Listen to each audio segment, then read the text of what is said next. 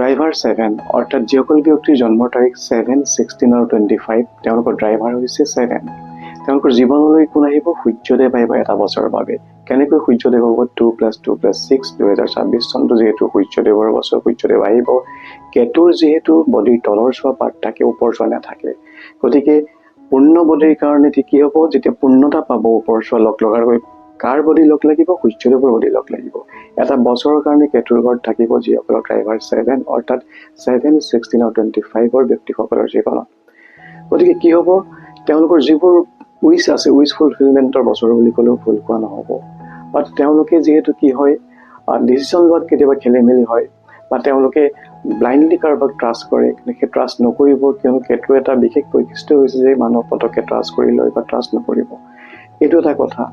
লগতে থাকিব কি, যি ভাল দিশকেইটা হৈছে এইটোৱে যে তেওঁলোকৰ যিখিনি পেণ্ডিং কাম আছিলে, পেণ্ডিং কামখিনি ফুলফিলমেণ্টত সহায় কৰিব, ডিচিশ্যন লোৱাত সহায় কৰিব।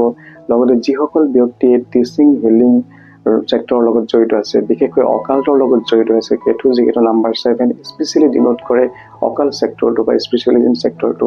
গতিকে তাত যিসকল ব্যক্তিয়ে কাম কৰি আছে নিশ্চয় বহুত বেছি সুফল পোৱাৰ সম্ভাৱনা আছে।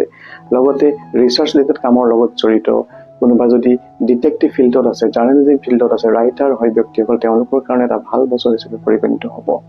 বাট এটা কথা কি মানি চলিব, আপোনালোকে সূৰ্যদেৱক সদায় ৰাতিপুৱা গা পা ধুই আপোনালোকে প্ৰণাম কৰিবলৈ নাপাহৰিব। লগতে কৰিব কি, যিসকল ষ্ট্ৰে ডগছ আছে, বাটত ঘূৰি ফুৰা কুকুৰবিলাকক আপোনালোকে যিমান পাৰে সিমান ফিট কৰিবলৈ চাব। ডগ সেৱা কৰিব, অৰ্থাৎ ষ্ট্ৰে ডগছক আপোনালোকে ফিট কৰিব, আহাৰ খুৱাব, ৰুটি, বিস্কুট বা গাখীৰ যি যেনেকৈ সুবিধা হয় তেনেকৈ খোৱালে নিশ্চয় আপোনালোকে বছৰটো সুফল পাব।